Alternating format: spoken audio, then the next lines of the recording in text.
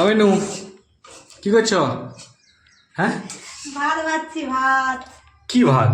কালকে আমাদের ভাত রান্না করেছিলাম, তো কালকে অনেক কিছু খেয়েছে তো রাতের বেলায়, সেই জন্য ভাত খেতে পারেনি।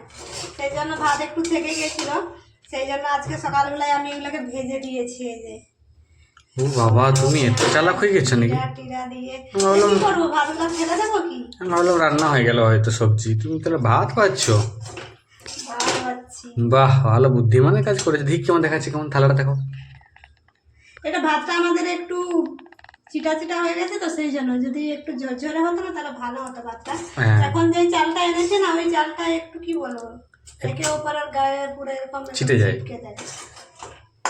টেস্ট করে দেখো দিয়ে কেমন আমাকে হয়েছে। এইটুকু ভালো লাগলো যে তুমি যেগুলো মোটামুটি ভাত বেশি হয়েছিল তুমি ওটাকেও বানিয়ে দিলে। তো এতগুলা ভাত দেখো, এতগুলা ভাত এগুলো ফেলে দেবো নাকি? না না না, অনেকগুলো গো। ওটা ছিল, সেই জন্য এটাকে বানিয়ে দিয়েছি। আসে বা বাহ, খাওয়া হবে তো তাহলে এটা তো। হ্যাঁ, বাহ। কি বলবো, আমি বলার মতো কোনো কথা নেই। আমি ভাবলাম তুমি সবজি রান্না করছো, তুমি তো ভাত করেছো। ভাতটাকে ভেজে দিয়েছে, দেখেছো বন্ধুরা মেনু কত চালাক হয়ে গেছে।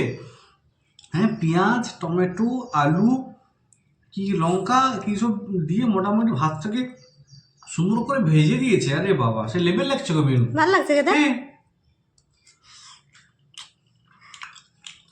ভাতটা একটু ঝরঝরে হলে ভালো হতো। আমি ভাবলাম তুমি করছো, কি বললে, সবজি রান্না করছো।